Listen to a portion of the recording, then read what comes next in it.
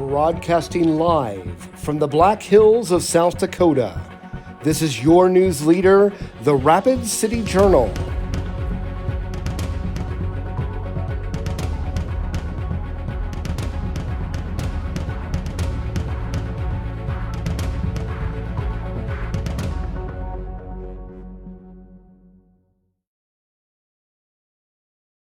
Okay. All right, everybody, thanks for being here. Just kind of wanted to give a brief update on the homicide investigation that we are currently working on, and I'll just give a quick overview as well. So the early morning hours of July 5th at about 1:30 in the morning, the police department responded to the 1700 block of North Maple to address gunshots that were heard. Upon arrival, a couple different things happened. One, a vehicle took off from the scene, and two, our investigators, officers that responded to investigate, noted two people that had been shot in a vehicle. One of the victims is deceased. The other one is still in critical condition at the hospital. Since that point, detectives have been working around the clock to hold those responsible accountable for their actions. And it's an ongoing investigation currently, and anyone in the public that has information on this case should reach out to the Criminal Investigation Division. I think it's important to note that this is the second shooting incident that we've had in that neighborhood within a month. And just from a police department perspective, that, the violence that we're seeing in this neighborhood is completely unacceptable. But it's also bigger than the police department alone.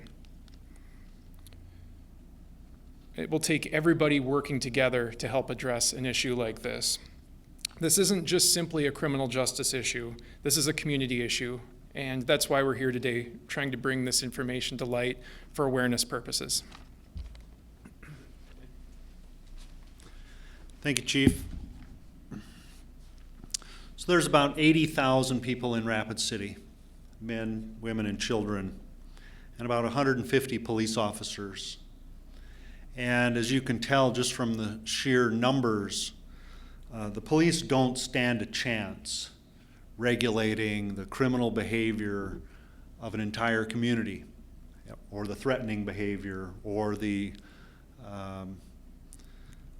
destructive behavior that takes place in our neighborhoods. They can only be successful with the help of our neighbors, the people who support them, the people who pay their wages.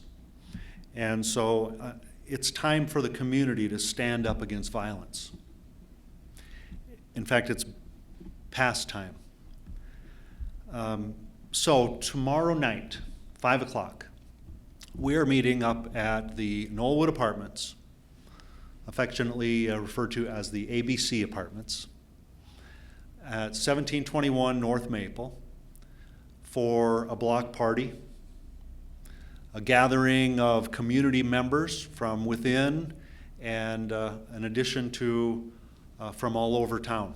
So we're inviting you to be there at that block party. This neighborhood needs to know where they stand. In the last few weeks, there's been a number of shootings up there. There are two victims, one fighting for his life and one now deceased. There are little children who have heard these gunshots and are likely wondering when their turn may come. This is a tragic scenario that plays out. And based on my prior career and also the last 6 years as mayor, I see this continue to play out year after year. We're raising children in neighborhoods where violence is ignored, where violence has become a part of life, and that creates a bad prognosis for the next generation of people. So it's time for us to stand up against violence. Tomorrow night we will also be working with the Great Plains Tribal Leaders Health Board to provide the neighborhood with some important resources in mental health counseling, as well as other resources. We are also working with I Am Legacy, a nonprofit organization led by Eric Bringswhite, and his friends and colleagues. Also, something that really has put a new face on law enforcement response here in the last year is Tyler Reed, who is a community liaison with the Rapid City Police Department. You may have seen his Facebook Live video from the first shooting a few weeks ago, and if you haven't, you should go out and search for it. It's on the police department website. And it is masterful because it puts into perspective something that a typical police officer, I think, would be hard-pressed to do. Tyler is not a police officer. He's an artist. He is a community member. He's a father. And that's who he is, and that's what he brings to the table. His take on it is that there has to be more done for the children, for the next generation. We really have had, I think, a major excuse to kind of withdraw from community issues in the last year and a half. We've had the pandemic. Some of us have been scared. Some of us have become angry. We've become politically divided. We've become divided on race, and every other possible way to divide, we have divided. And so one of the absolute worst symptoms of all of this is that we have a lesser degree of community involvement today. So we need you. If you are sitting home, if you're wondering what you do, if you've ever been one of those type of people that have said, if you need anything, let me know. Well, we need something. We need you to come out and stand with this neighborhood on North Maple Street to let them know that there's hope, let them know that there's a better way, and that you're willing to be there for them. And our whole new approach on violent crime is going to center on community intervention. We need to be in these communities that are at risk for violence. And statistically, there's probably no greater risk for violence than there is in that North Maple neighborhood. So that's where our attention needs to be focused at this moment. So this will be 5 p.m. tomorrow night, Wednesday night, 1721 North Maple Street. We need you to show. I want 2021 to become the age of accountability. We need to hold ourselves accountable. We need to hold our friends and our family accountable. And we need to do what's best. And what's best is not withdrawing from the rest of the world. We need to be there for each other. We need to reach out to our family. Somewhere out there are parents who are worried their son or daughter may be involved in a criminal scheme or criminal behavior. There are resources for you. And whether it's the police or whether it's a family counselor, there are places to turn.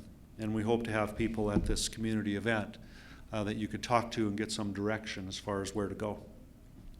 So at this point, I would like to introduce Tyler Reed, who is the Rapid City Police Department Community Liaison, and he has a few words for you.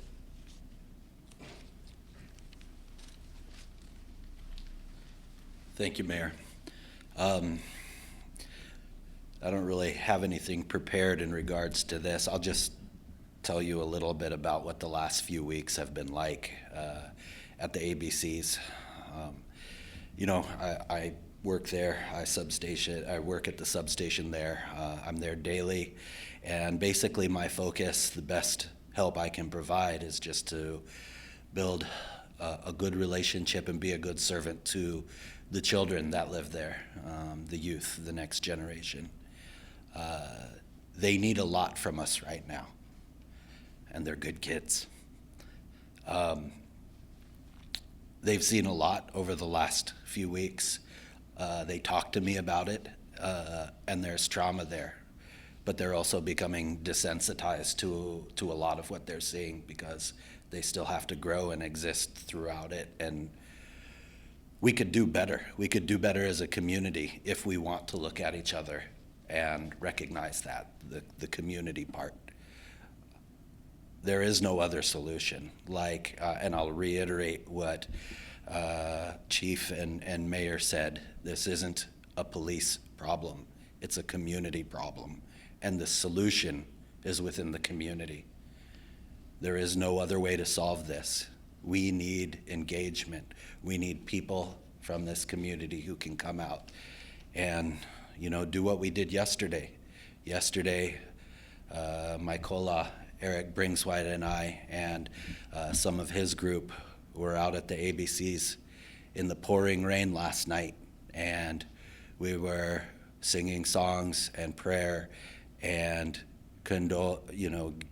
consoling some people who had lost friends, lost brothers, and there was so much hurt there. There was so much hurt. In the words of another community member who shared about how they felt about it, there was so much pain radiating from these people. And the police department, the city, they can't do all the heavy lifting on this. The community needs to be a part of this, all of the community. And there are solutions there. There are. I promise that. I've seen it in action. Legacy is one of those. So, with that, I'd just like to, Eric, do you want to say a couple words? You're good?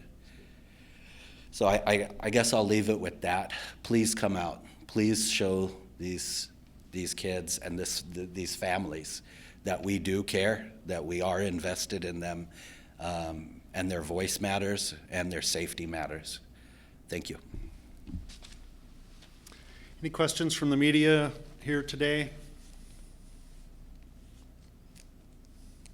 Mayor, is this philosophy and this being proactive after an event, is this part of the police departments and the city's focus and some of the strategies that you've learned with your consortium of other law enforcement across the nation?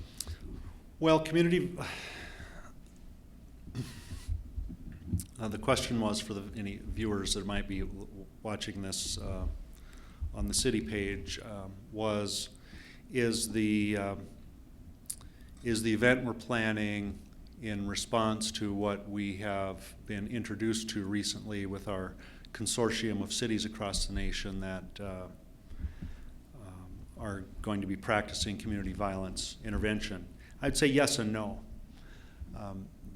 That concept or that program is really in its infancy, but this also has been practiced in the past.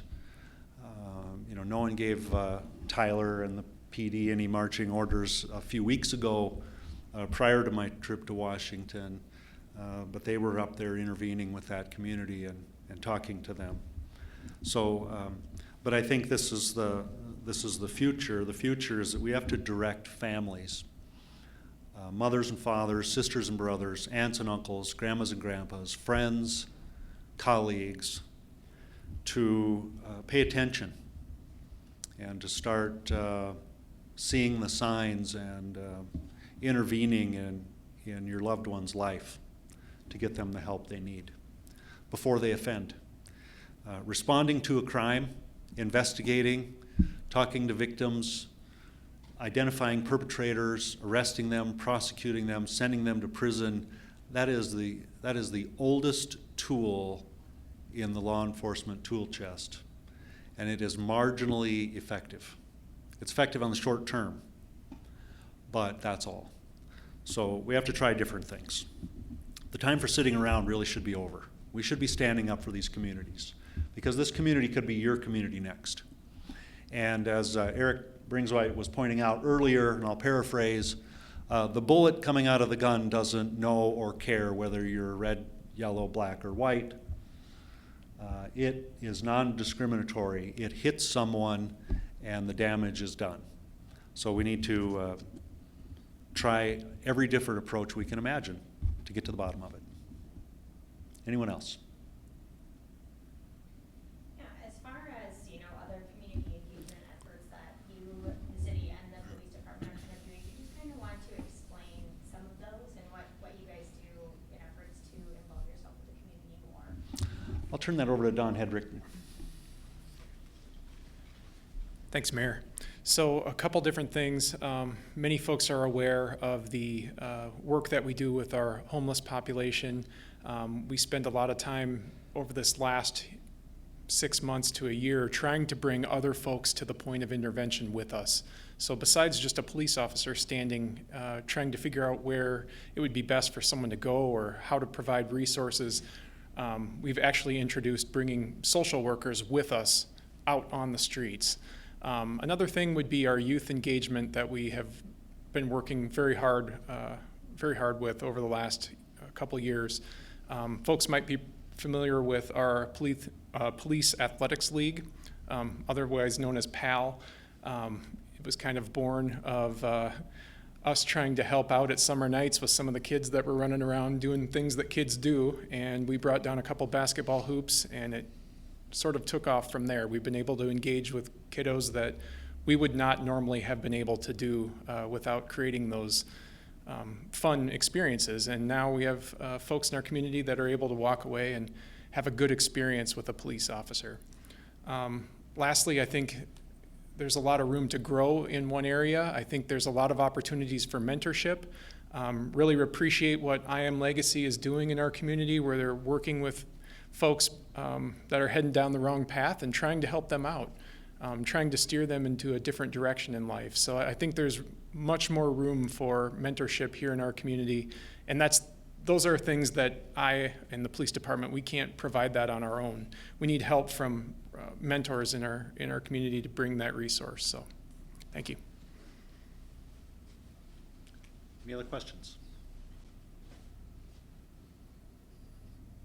Maybe for Tyler, and maybe some of the guests here could also speak a little bit about, for those who are not familiar with who I Am Legacy is there somebody who would be able to explain to those watching what the program is all about?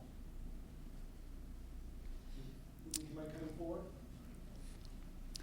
The question is, can we get an explanation of I Am Legacy and what the organization stands for? And so the leader of that group, Eric Bringswhite, will now speak.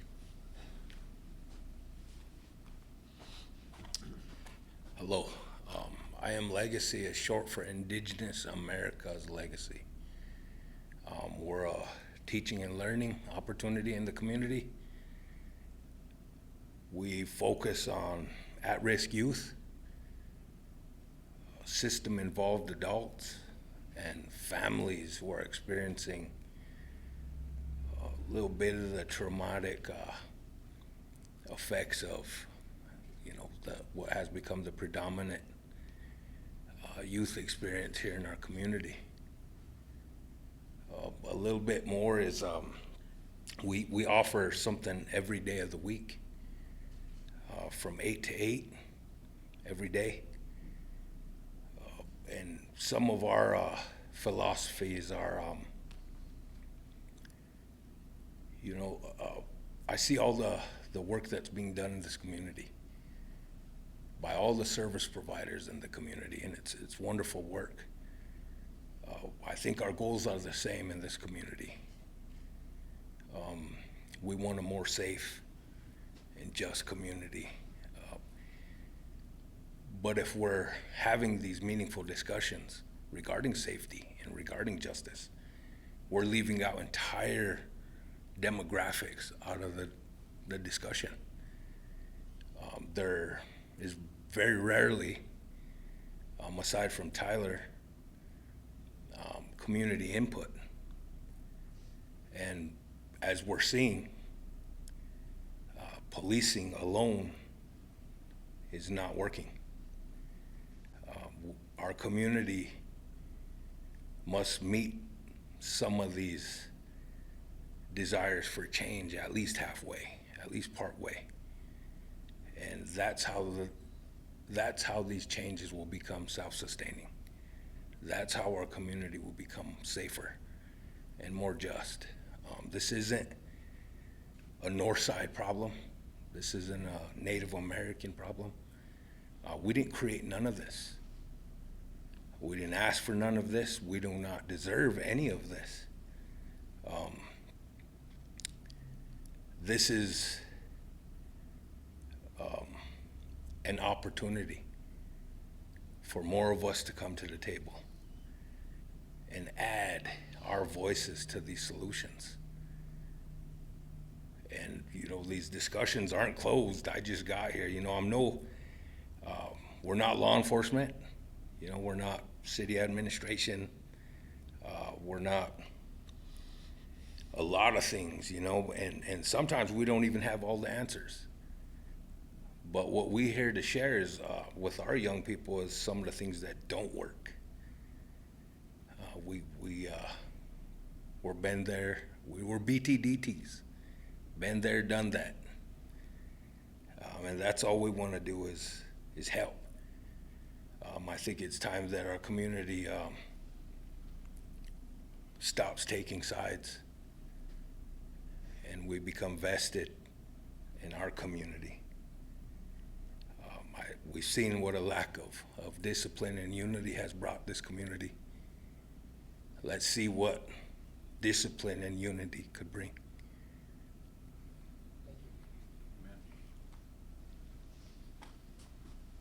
Okay, last call for questions.